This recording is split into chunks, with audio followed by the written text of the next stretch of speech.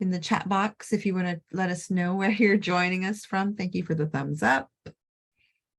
I am in Menlo Park, California. Wonderful. All right. Nika. Oh, hi, Reno. Perfect. All right. Well, welcome. I do want to keep us on track. I know Monday is a challenging day for a lot of people, so I'm really glad that you decided to join and learn more about syncing your cycle with Martina. Just quickly, my name is Mel, and I am founder of Banyan Women's Collective. We are a 501c3 based out of the San Francisco Bay Peninsula, and we essentially believe that access, choice, and opportunity to wellness should be a human right. It should not be dictated by your zip code or how much money is in your bank. And so we work in all the branches of wellness. And today we're going to focus on women's health and our cycles with Martina. Martina has served us in many ways over the last 2 years with lots of informational classes, and her specialization is in women's health and reproduction, and fertility. So without any further ado, I'm going to pass this to Martina, if I can figure out my crazy screen.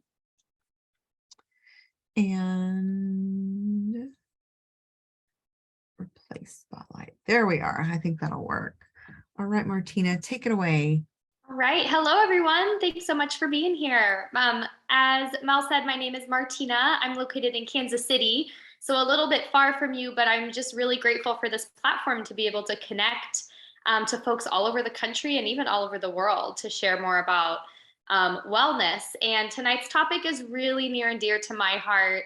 My specialty is in women's health and hormones, and I work really with clients on healing their cycles and healing their relationships with their periods, whether that's for the purpose of fertility and getting pregnant, or whether that's simply to enhance the quality of life and connection to ourselves that we all kind of want and deserve. And I think that my story is probably similar to many of yours as well. When I had hormonal symptoms as a teenager, very heavy periods and acne and things like that, I was put on birth control pretty immediately and stayed that way for about, 15 years really of my life.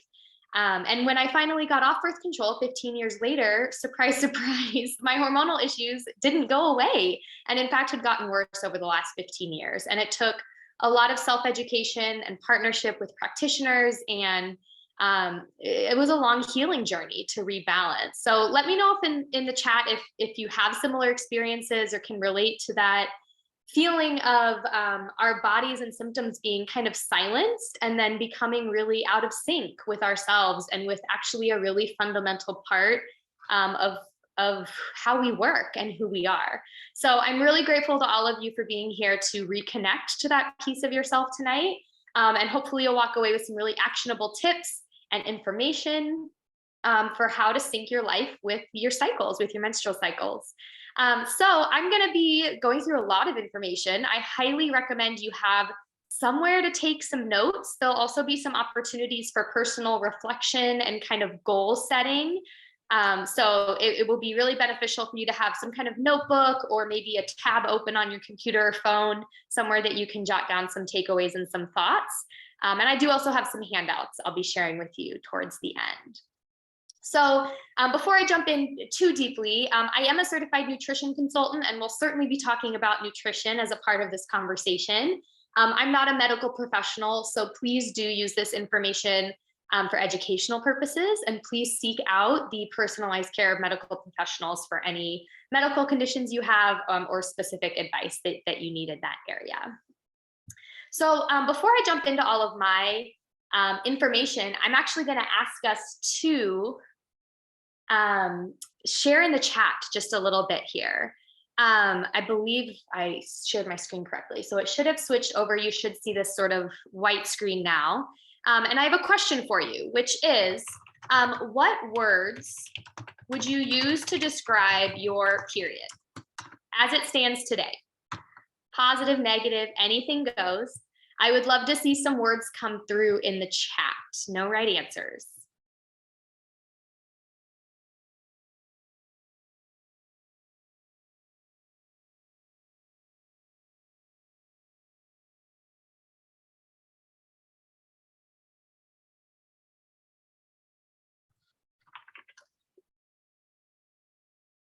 I love that, Lynn.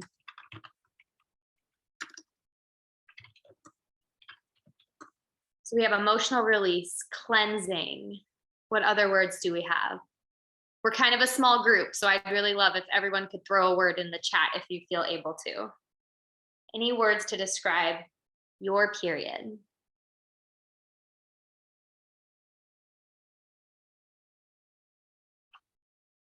I'll give us about one more minute to kind of brainstorm and reflect.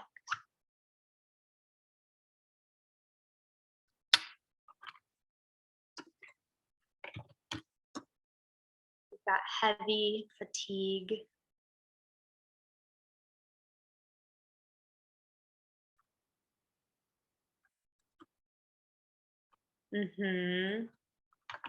Inconvenient.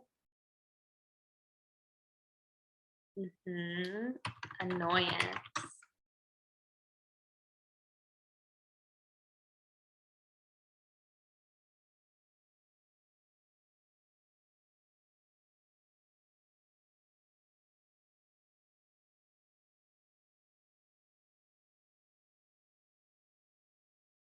Thank you so much for sharing your truth and your experience in that. I think that a lot of us can probably relate to a lot of the words that you guys just put in the chat. So I'm going to take these words here. We're going to just turn that into a little image just to capture our starting place as a group, kind of how we're feeling at this moment about our cycles and our period. So I'm going to save this image for us, but we have inconvenient, heavy, emotional release, fatigue, annoyance. Really relatable words overall. Beautiful. Thank you guys so much for engaging in that. Let's keep some of those words in mind as we go through, and then we're going to check in at the end. We'll see if any of those words might have changed for any of us through this conversation. And I think it's fascinating because we really have been told quite a story about our periods, right? I feel like in society, either they're a punchline, they're the answer to a joke, or they're this constant nuisance. They're working against us, right? They're like our enemy.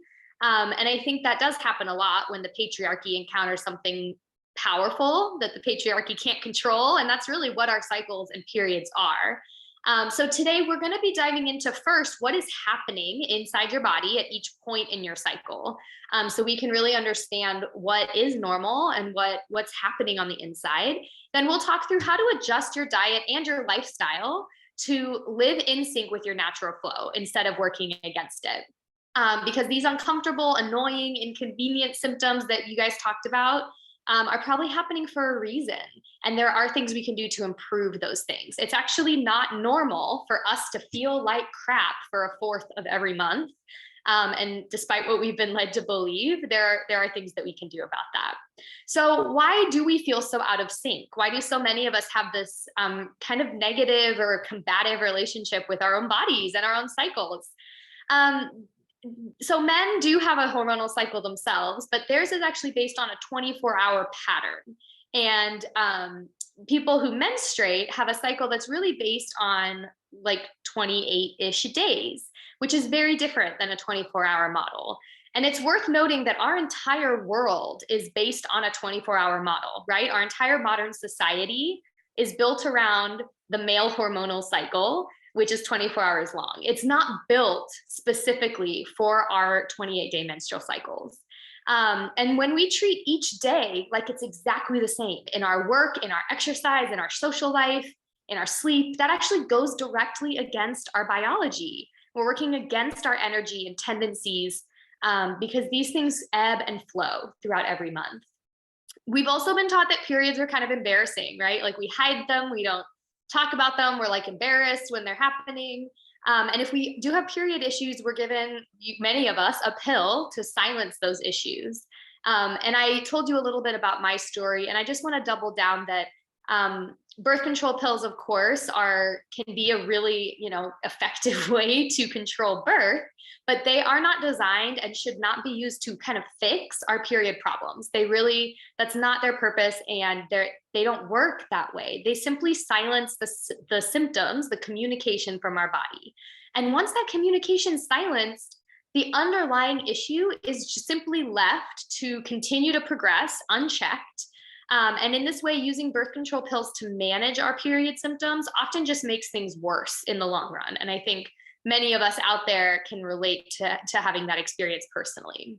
So, you can see that there's a lot of things in our modern kind of society working against us here. So we do have to take it on ourselves to educate ourselves and know how to set up our life to live in sync with our natural tendencies. So let's do a really quick cycle check-in. I asked you for some describing words a moment ago, but let's look at this little checklist here together. And I want you to ask yourself, is it normal for me to feel this list of symptoms specifically throughout my period, the week that I'm bleeding? So things like bloating, acne, fatigue, cravings, cramps, mood swings, anxiety, annoyance, decreased libido, headaches, feeling super spacey or unmotivated. Kind of take note, how many of those things are you nodding your head to? Are you nodding your head to 2 or 3 or 12?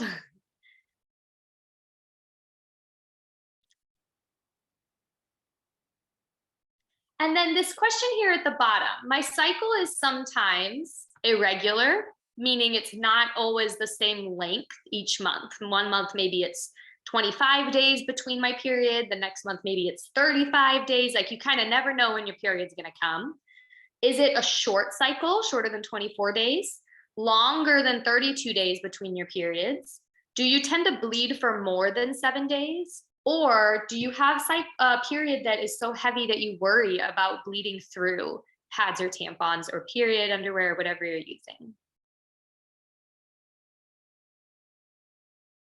So before I keep moving, we don't need to, this is personal information for you to just take stock of. But I just want to point out here that these things are super common things that we deal with. And that doesn't mean that they're normal things that our bodies are designed to do. And in fact, almost all of these things are kind of red flags that something is out of sync within ourselves. So if you said yes to, more than a few things on this screen, that's really a message to you from your body that it's time to adjust our flow and the way that we are setting up our life and our food. And there's something out of whack somewhere that's causing our period and our cycles to not be in balance. And then it will be helpful for you throughout our conversation tonight if you know where you are in your cycle right now. So if you have an app where you kind of track your periods, that's great. If not, I encourage you to try to think back to the first day of your last period, the last time you started bleeding, and that's considered day 1. And then you can count the days from there. So just kind of check in and just know for yourself, are you on day 4? Are you on day 20? Where you are in your period. Any questions on any of these things up on the screen, this little check-in?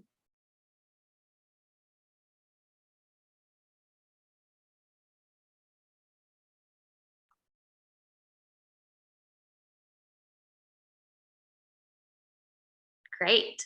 So I'd like to introduce you to your cycle. If you've never met before, welcome. This might be a review for some of you. I am going to stay pretty surface level here. So if you find this thing interesting, I encourage you to dig really deep into this. I could probably nerd out about this for like an hour, but I'll try to stay brief and surface level just so you understand the flow of kind of what's happening at each stage of your cycle. Now, when I say the word cycle, I do mean the full, usually 28-ish days flow of your hormones. So between one period to the next period, that's your full cycle. When I say period, I mean just the time that you are bleeding. which sometimes people get a little bit confused. So in your cycle, there's sort of two big halves that we're going to talk about. The first half is called your follicular phase. And the follicular phase for most people starts when your period begins, so day 1, goes through about the time of ovulation, which for most people is around day 14. And throughout this, estrogen, our hormone estrogen, is really on the rise. So from day 1 to 14, it starts rock bottom on day 1, and by day 14-ish for ovulation, it's at its peak. So it's rising slowly throughout this entire time. That's happening because the estrogen is stimulating a part of our brain to drop an egg to potentially reproduce and get pregnant. So the rising estrogen is preparing the uterus, thickening the lining of the uterus for that potential pregnancy egg. And it's telling the brain it's to prepare the follicle to drop the egg. Now on the outside, what might you be experiencing during this stage? From the beginning, day 1, our energy and hormones are quite low. But throughout the entire first half, you'll likely have energy and your moods gradually increase. So by the middle, by ovulation, your energy and moods will be pretty high for most people. Your sex drive tends to be the highest towards the end of this phase and the lowest towards the beginning. So there's a bit of a trajectory here where most people experience during the time of their period, things are pretty low energy, low mood, gradually increasing throughout our follicular phase. That estrogen is really the get up and go hormone. It's really getting things moving for us. Now the second half, from ovulation on, is referred to as the luteal phase. And the luteal phase, rather than estrogen being really the hormone that's running the show, our progesterone really starts to take over in the luteal phase. And progesterone is actually one of the main hormones of pregnancy. So it's preparing our body just in case we have a fertilized egg coming our way. It's getting everything set for that, potential pregnancy. So after that egg is released at ovulation, wherever the egg was dropped from, this little follicle, it actually becomes this mini organ called the corpus luteum. And this mini organ where that follicle was starts to release progesterone. It produces progesterone. That's actually a main source of progesterone for menstruating people. So that rising progesterone, well, it's important if a pregnancy occurs that month, but it's actually critical just in general. We need progesterone, even if we're not pregnant. And in order to get it, we need to ovulate. We need to have that corpus luteum form. So anytime we're not ovulating, either because we're out of whack in our cycle, or maybe we're on hormonal birth control that suppresses our ovulation, that tends to really get things out of whack because we no longer produce enough progesterone. So that progesterone will keep rising and rising throughout the luteal phase. And if there's no sign of pregnancy, your hormonal levels will suddenly drop towards the end. And that drop in hormones is what stimulates the body to shed the uterus lining, which is what we see come out as vaginal bleeding during our period, and then we are back at day 1. So if that rising progesterone in the luteal phase, we do tend to be more chill and relaxed. Progesterone is kind of a chill out hormone. If estrogen is our get up and go, progesterone really is a calming hormone. So throughout the luteal phase, most people tend to be a little bit more relaxed, maybe a little bit more kind of go with the flow. And towards the end of this phase, we gradually do see our energy start to drop as those hormones drop as well. Now, within those two phases, there's two key points that I mentioned. There's your period, which is the actual bleeding of the uterine lining, right? And because the hormonal drop is what stimulates our period, we have very low levels of hormones during our period. And that tends to translate into folks feeling really low energy during our periods in general, maybe even a little bit moody or depressed. And we also tend to be more introverted just in general, maybe a little bit more thoughtful or reflective. That's often really normal. But I think a lot of us can probably relate to feeling very low energy or very antisocial during our period. That's super normal because our hormones are really low. Now, having mild uterine cramps, because our uterine muscle is shedding its lining, and having low energy, these are very normal things. If we are having, more intense, like severe mood swings or anxiety or depression, PMS cramps that require any, medication or heating pads or things to manage, those would be a little bit more of the red flags I mentioned, that something's out of whack. So just to point out, normal symptoms, very mild cramping, maybe a little bit of moodiness or not wanting to be social. Red flags, not normal, would be more severe cramping or the big mood swings, right? Where we're like snapping at people and things like that. Now, apart from the period, mid-cycle is that ovulation point I mentioned. And ovulation is the actual release of our egg. And it starts that luteal phase. And ovulation is our high point for hormones. So this is where all hormones peak together. So we do tend to have quite a bit of energy and social capital, a lot of confidence, probably a high libido around the middle of our cycles, because our body is driving us to reproduce, right? It's the most fertile time of our cycle. So you can see how even if you're not trying to get pregnant or you are actively avoiding pregnancy, the body doesn't know that, right? Your cycle is going to set itself up to get pregnant every month. And so just seeing the ebbs and flows of how it does that, even if pregnancy is not your goal, I think is really interesting, and how we can apply that then to the non-reproductive parts of our life, which is what we're going to talk about. That was a lot. We're going to move away from the sort of nitty-gritty cycle things, but are there any questions before I do about kind of what's going on at the different stages of our cycle? Feel free to throw them in the chat, or if it's easier for you, you can unmute. We're a pretty small group. You can ask your question.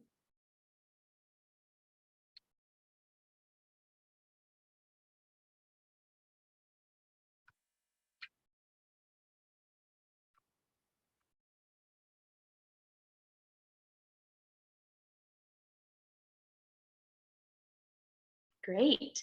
So the two biggest differences I would say between the first half and the second half, during our follicular phase, our biological goal is like go out and meet your mate, right? Try to find a mate so that we can have a chance at ovulation. So that first half, we tend to have more energy and be more social throughout. You might even feel sexier or have more confidence.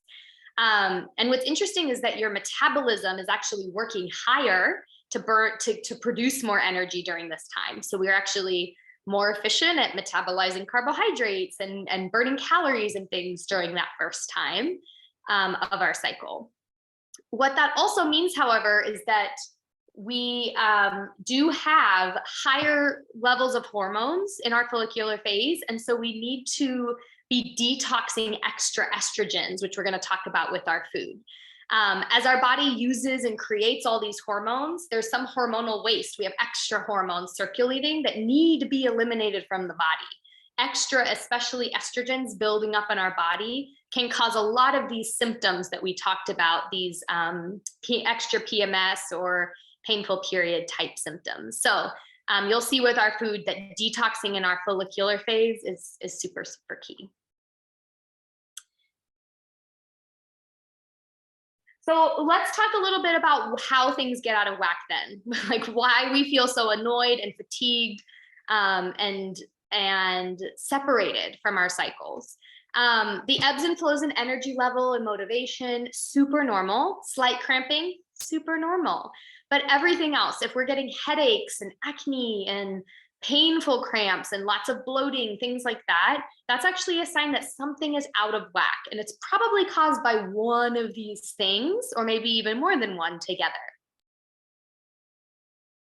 So I want to focus most of our time tonight on how to get things back in sync. But I would love to stay on this slide for just a moment. Are there any of these in particular that you'd like me to dive into? If not, I'll just talk about my favorites.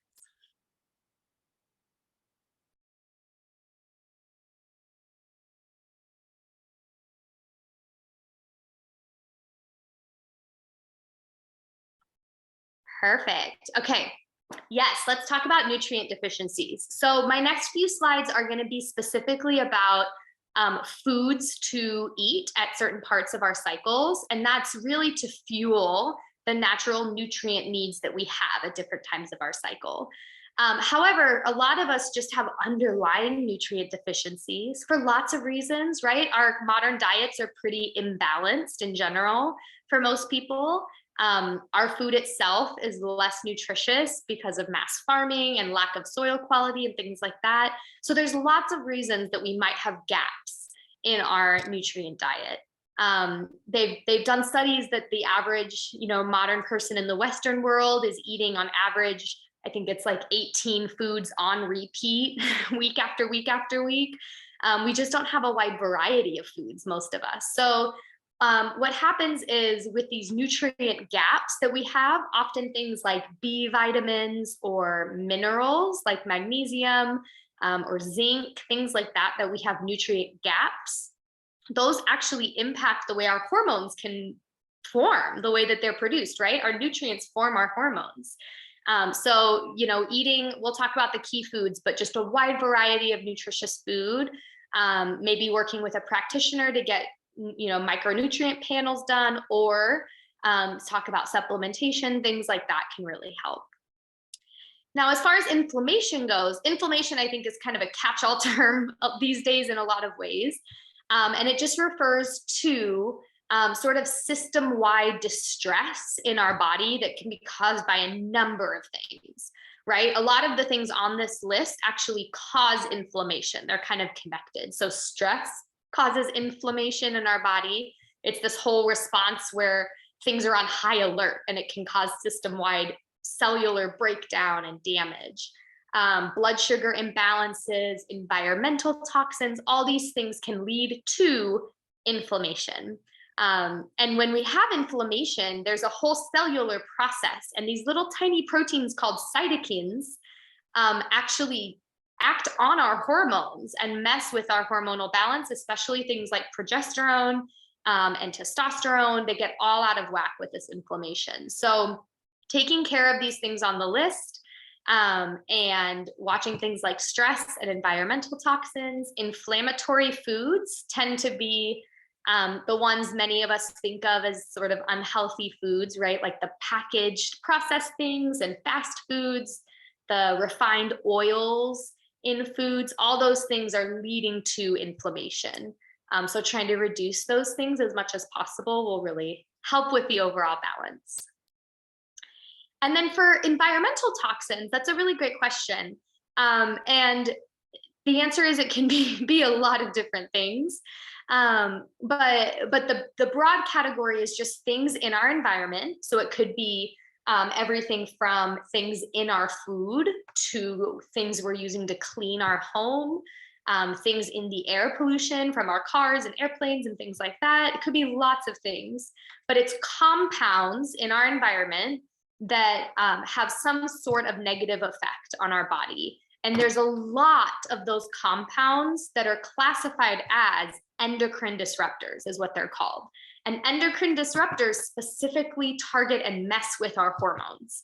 So one great resource that I've shared before that I'll just throw in the chat is the EWG, which is the Environmental Working Group, has a database called Skin Deep, which if you Google will pop right up. You can actually type in the sorts of products you're using, maybe your shampoo or your deodorant, it might be your cleaning supplies, and you can get information on what's in it and what maybe are the concerns with it. The United States only bans, I think it's like 112 different chemicals from our products, right, that we're using for all these things, where countries in the EU, for example, have banned over 1,800. So we as a country just have very lax requirements and restrictions on what can be put in our products. So we as consumers have to be a little bit aware and screen the things that we're using, because they do impact our health and our hormones pretty significantly. And then let's talk about digestion issues real quick. Digestion and really deserves its whole own class. So my very short answer is that if our digestion is impaired in any way, it is going to impact really everything else on this list. Our digestion is one of our main detox systems, right? It's how we clear all the waste from our body.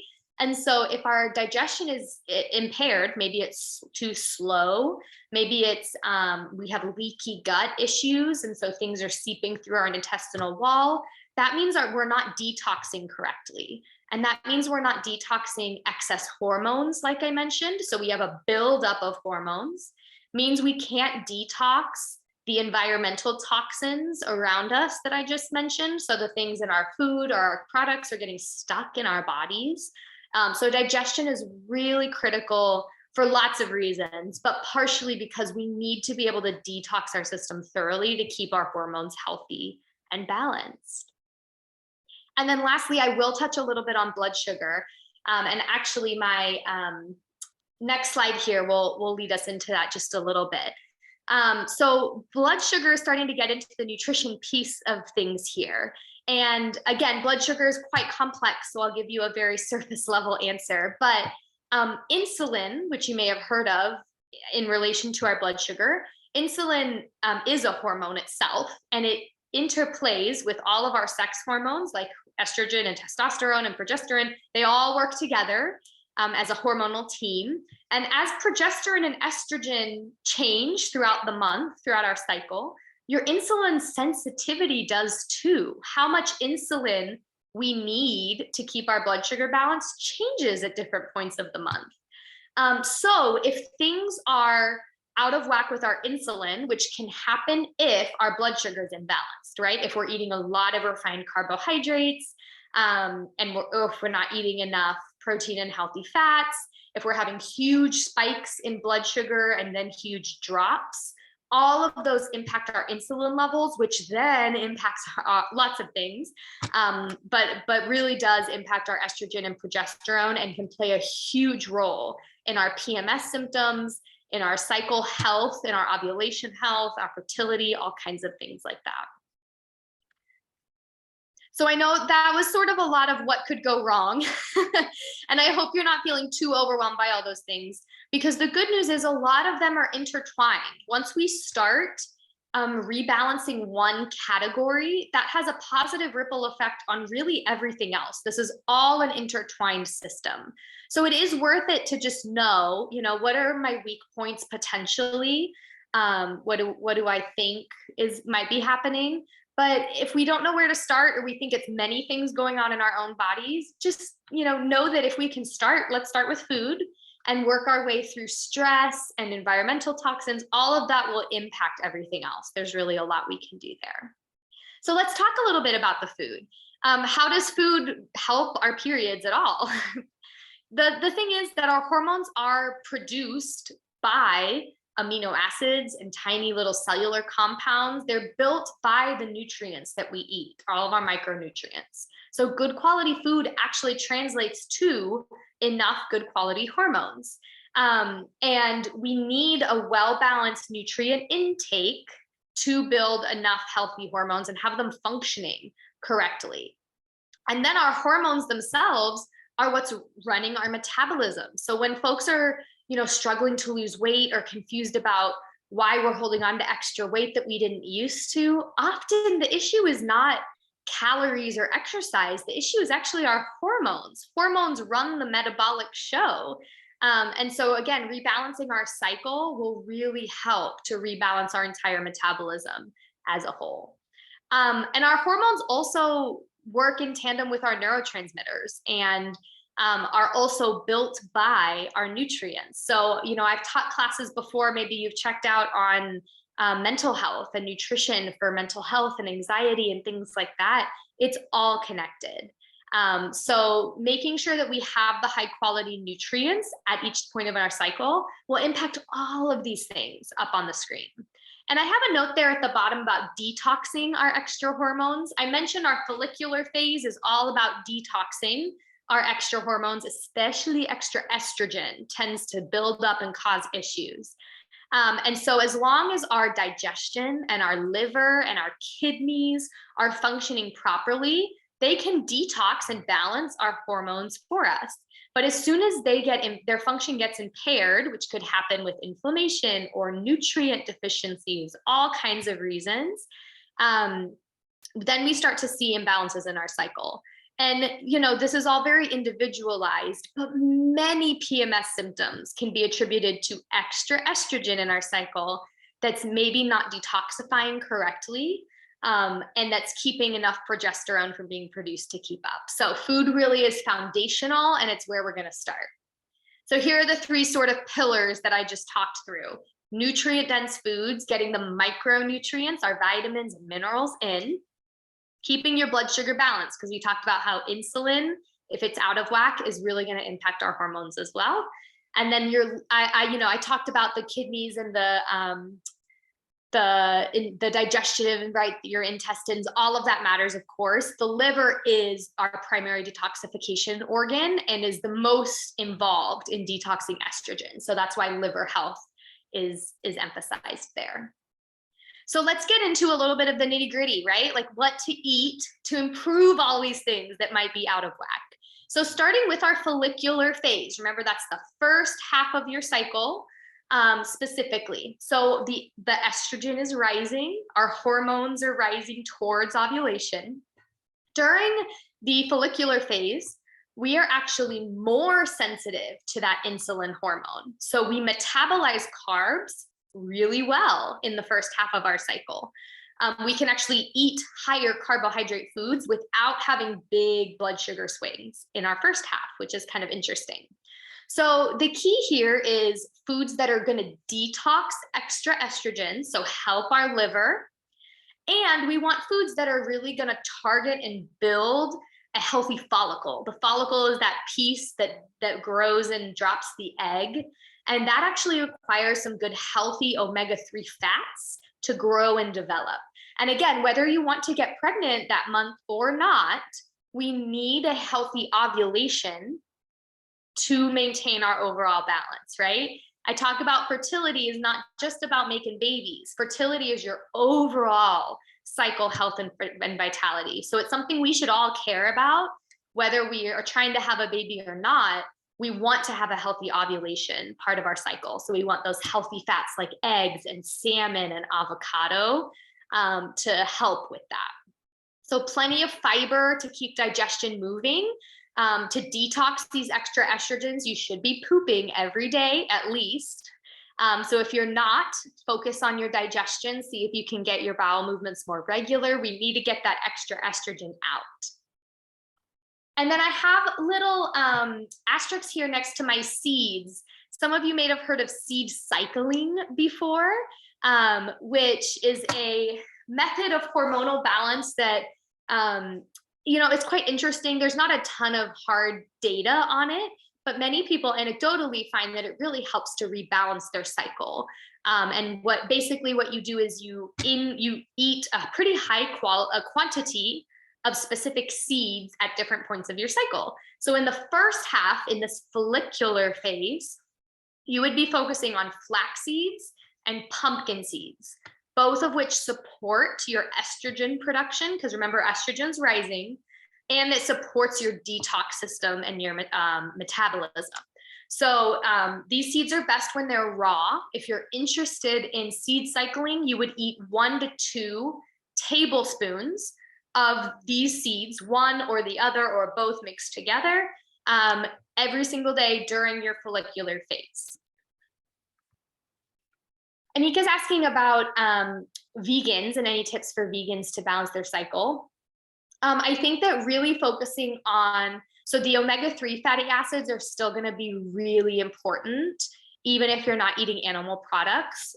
So, these detoxing foods up here like leafy greens and broccoli and cauliflower is still awesome, but you will need to find other sources of omega-3s. So the flax seeds would be a great source for you. You might also look into some algae supplementation. So things like chlorella or spirulina are both really high in these healthy fats that that salmon and eggs both have, that are really important in the first half of our cycle. So I would Definitely focus on your seeds like flax seeds and chia seeds and pumpkin seeds, and then see if you can maybe add in some algae powder too. Any other questions about your follicular friends?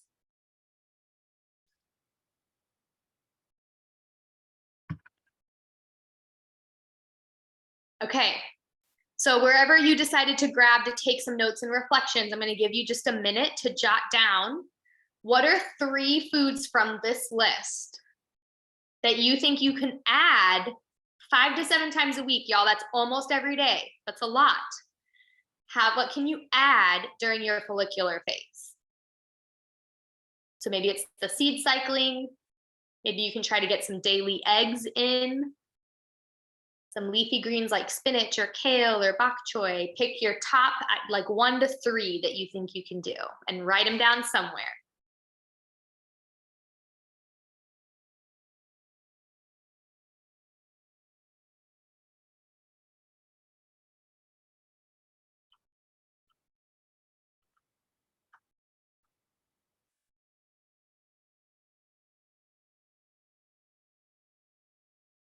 All right, I hope you got them. You're also going to get this list in a handout towards the end of this workshop. So if you are still reflecting or thinking, you can always come back to that then. So let's talk about the second half of our cycle, our luteal phase. So this is from the time of ovulation through right when you start your period. When you start your period, the whole thing starts over. Now, if you have ever felt really hungry the last couple weeks before your period starts, or the last week before your period starts, that's actually because your body needs more calories during the luteal phase than it does at any other time. So honor that. It's okay to eat more during this part of your cycle. You are hungry for good reason. So, honor those hunger cues. It is worth noting that your insulin sensitivity changes in the luteal phase. So you no longer process carbohydrates really well like you did in the first half. Most of us are more sensitive to carbohydrates in the second half. So eating the exact same carbohydrates now will cause a bigger spike in your blood sugar, which remember can throw things out of whack. So it's a good idea in the second half of your cycle to eat less carbs overall, or at least less of the really starchy, really refined carbs. Focus on nourishing proteins and fats in general. But you may be eating more, as well, and that's okay. More overall, just fewer carbs if you can. The name of the game here is to support progesterone production. And I mentioned a lot of us have, kind of unhappy period symptoms because we have too much estrogen compared to our progesterone. So if we can detox estrogen in the first half and then help progesterone in the second half, that can really help to rebalance things. So the things that help produce progesterone, vitamin C, magnesium, and B vitamins are all really helpful for progesterone production. And you can see some of those really great foods rich in those vitamins and minerals over here on the right. So leafy greens, again, are really high in that vitamin C and magnesium. Nuts like almonds. Now we've moved on to sesame and sunflower seeds. If you're doing your seed cycling, you're going to pause on the pumpkin and flax seeds. You're going to now do sunflower and sesame seeds, which really help your progesterone production. Magnesium can really, many people are low in magnesium, especially menstruating people. And so increasing magnesium in things like leafy greens, like spinach and kale, dark chocolate, flax seeds, things like that are great and can actually help with period mood swings and cramps and things like that. So wherever you're keeping your little list, your goals or your notes, go ahead and jot down your 1 to 3 foods, your luteal pals, that you think you can increase during that second half of your cycle.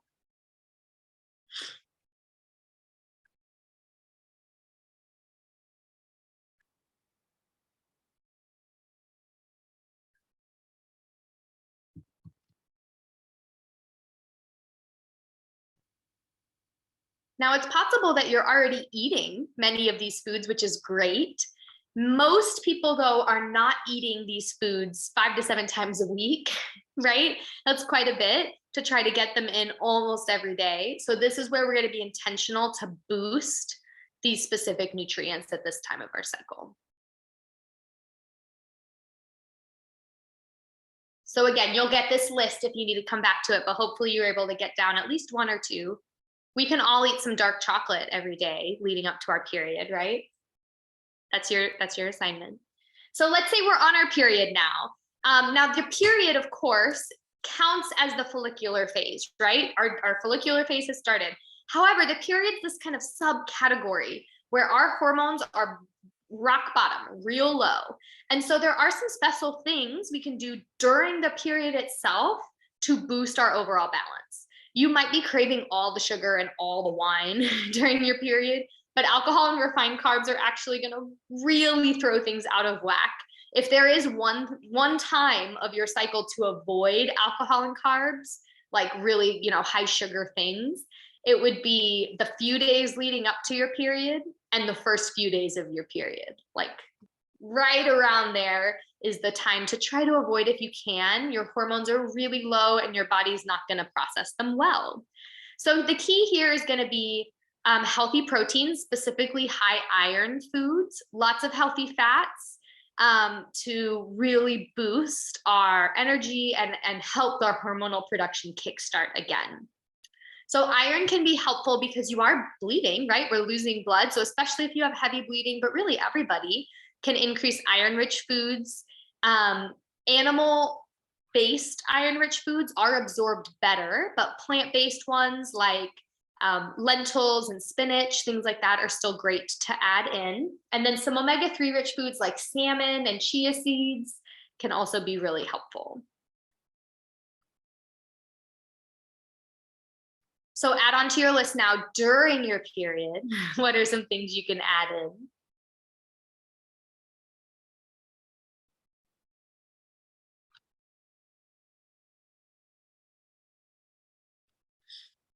Yes, Brittany, let me know what you're wondering about. Do you mean specifically for just your period time or just overall through that whole cycle we just talked through?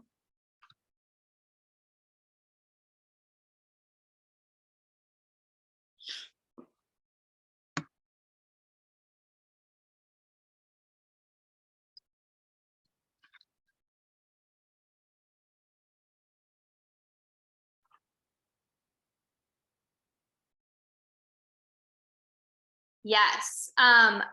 In general, I actually recommend, supplements I think are most effective when they are consistent throughout the month. The exception I would say is magnesium can be helpful leading up to your period and then during your period. So especially those like 2 weeks, the last week of your cycle and the first week of your cycle, boosting your magnesium supplements can really help. And then there are some adaptogenic herbs that have been shown to be really helpful during our period. So things like ashwagandha and maca have both been shown to be really helpful. So those are 2 that you could check out during your period. It's all that magnesium again, coming in with the chocolate. And it could be sugar cravings, which is sometimes happens when our hormones are really low. That impacts our insulin, and then we crave sugar. So that could be one. But many people crave chocolate specifically, and it is one of the high magnesium foods that's also really palatable. So it could be a sign that you need more magnesium right around your period, which is really common for us to need. So like I was just saying to Brittany, you could try supplementing with magnesium. I also think dark chocolate is incredibly beneficial for lots of reasons, high antioxidants. So if you are craving chocolate, choose some high quality, 80% and up, and then enjoy it without feeling any guilt or anything. Yeah, I don't think there's anything wrong with that. So it could be because of magnesium, but that's a great way to get it in. So go for it. These are great questions. Keep them coming. If you have more food questions, I am going to talk for just a little bit now about other parts of our life, right? Outside of food. Because even when things are wonderfully balanced and in sync, There are ebbs and flows to our energy and our productivity that we can actually use to our advantage to set up our lives so that we are working with our flow and not against it. So this is a lot of information on one screen. You are going to get this in your handout, so don't feel like you have to memorize all of this at once. But this kind of walks you through what's happening specifically from a social perspective or like work life, productivity levels, what's going on at each part of your cycle. So during our period, when our energy is super low, our hormones are super low, we are probably lowest energy that we're going to be all month. It's actually a really can be a wonderful time of kind of cleansing and reflection, right? We're cleansing the lining of our uterus, we're shedding it. We're cleansing and shedding excess hormones. And there's some space here for emotional shedding as well. I think it's really interesting that the left and right hemispheres are maximally connected during our period. So this is actually the prime time for reflection and introspection, setting goals. Many of us maybe use the start of a month to like set some goals. It's actually better to sit down during your period, set goals for the next, chunk of your cycle until your next period, because we do tend to be really reflective and introspective during this time. Really great time for meditation, for journaling, things like that. Now, as we move into the follicular phase, our hormone, our estrogen, the get up and go hormone is gradually increasing. So we're going to start having more energy. We're going to start being more social. We tend to be really creative during the follicular phase. So it is a great time for, maybe starting new projects. It's like the brainstorming big picture stuff. We set our goals in the beginning of our cycle, and then what's it going to look like? Start getting into that creative formation. We tend to be inspired and curious and really motivated during that time. For the ovulation, that's really the peak of our energy and our kind of social capital. So we tend to be really high energy. We tend to have the most confidence, the highest libido during our ovulation. So it's a great time for networking events, collaborative group projects. It's a really good time to set up your dates, right? We're feeling the most confident and sexy. It's a good time to go on dates.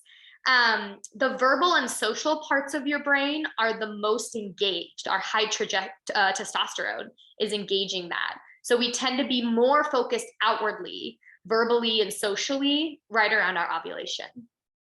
After that peak, we're going to gradually start decreasing in the luteal phase. So we'll gradually become a little bit more focused, a little bit less outward social energy, and maybe a little bit more kind of in productivity mode. So this is a really good time for productive, maybe like quote unquote busy work, right? Like analytical work, kind of the nitty gritty, get the stuff done.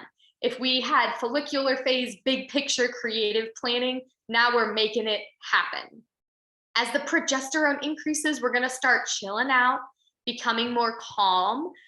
We might want to sleep more during the luteal phase, totally normal and totally fine. So if we are pushing ourselves in the luteal phase, if we're overstressed or over exercising or under sleeping, it's going to impact our progesterone production. And then we're going to have worse PMS symptoms the following month. Now, social and productive aside, let's also talk just a little bit about your movement and your exercise. It can follow the same sort of flow. So in the menstrual phase, we tend to be the lowest energy, right? Like I can't remember the last time someone was on their period and really wanted to do this really high intensity workout. So it's okay to honor that. Movement can help with that detoxing process and with some PMS symptoms. So if you're able to move and go for walks or do yoga or gentle stretches, that can be great, but don't push yourself during this time. It's okay to feel really low energy or low motivation. But as your hormones start to rise in the follicular phase, your energy is going to rise with it. So you can start increasing the intensity of your workouts. Your recovery is really good during the follicular phase. So it's a good time to push yourself a little bit more, good cardio, maybe a little bit of interval training. This is that time where you are like able to get some more carbs in. So getting that follicular cardio phase going is nice. For ovulation, really high intensity time. This is the like push yourself point. You're probably really motivated. Good time for some, HIIT workouts, some boot camps, some strength training, that next level class you were curious about. This is a good time to try that out. And then as your luteal phase continues to develop, this is a good time for some strength training, lower intensity stuff. We don't want to overstress the body during the luteal phase. It can actually start a stress response and can start muscle wasting, and it impacts our progesterone. So not overstressing it, but can continue moving as it feels good. Towards the end of the luteal phase, you'll probably be getting back to wanting, more of the yoga and walking from the menstrual phase, and that's okay. That's the sort of flow that we're going to go through. So again, you'll get this breakdown. This is a great one to print off and keep, in handy on your fridge or on your bedside table. Kind of check in throughout the month and see how you're honoring this. Because if we've tuned out our cycles for a long time, this might take a little bit of practice to get back to intuitively. So I know we're right at about time. I want to just end us with this quote, which is that the way that you feel around your period is a direct reflection of how you've treated your body over the last month. So do take some time each month during your period, maybe to reflect and maybe set goals and see how we can continue to get in sync with ourselves. So I'm going to send this file in the chat unless you're already doing it, Mel. Great, here we go. If you want to put it in there, that's great. And also, once again, my computer is all wonky, but there was an email that went out to everyone with your handout attached. Perfect. And the email went out 14 minutes ago. Perfect. And let me just say really quickly, what I just sent you is a sort of roundup of what we talked about tonight. So specifically the foods and movements for each part. In your email, you actually got a link as well to my ebook, which is called Love Your Period. And it dives even deeper into a lot of these categories so it dives into the environmental toxins and liver and all kinds of stuff. So it's more in depth. I encourage you to check out the free ebook, but the handouts are a great note taking from tonight that you can use. Yes. And then anybody watching the replay or anybody on right now that's not able to download the link that Martina just put in the chat box, in your thank you email are all the ways to connect with Martina. So you can reach out to her directly to get that information. I had so many, I no longer have periods. So I'm sitting there going, oh God, I remember all this. I'm like, oy, oy. So I'm glad that we brought this to Banyan, and I think it's something we need to talk about more often, because so many of us just really think that this is just the way it's supposed to be, and it's not. And there's so many wonderful ways to ease symptoms and get to know our bodies more. So thank you for bringing this to Banyan, and I hope everyone that was on can really take something away and help make those steps towards making your cycle you be more the boss of it than it be the boss of you. Or at least work together, right? Work together, get to know it. Yeah. Because it's really just telling you things that it needs. If so, it can be better. And it's really that communication and that internal wisdom that we all have. Thank you so much, everyone, for taking time today. And thank you, Martina, again, for bringing this important topic and this information to Banyan. And for anyone that is on and you want to connect with her at a deeper level, once again, your email went out with all of her information. Please utilize her knowledge, and then be on the lookout for all the upcoming classes for the remainder of the year. If you are local We will be releasing a very limited amount of tickets for a women's gathering. It will be a mini retreat here in the Bay Area. It will be 4.5 hours long, at a beautiful facility, and we will really explore just releasing as in our little coven of goddesses coming together just to kind of release and reset as we enter in the end of the year, and as we've entered into this fall season where things will slow down and be more intentional. So be on the lookout for that if you're local. And then if you have any questions, feel free to reach out to any of us, and make sure to follow us on IG and on YouTube if you want to watch replays. All right. Thank you so much, everyone. Thank you, Martina. I hope you'll have a lovely rest of your night, and we look forward to seeing you soon again. Thank you all. Take care. Thank you. Bye.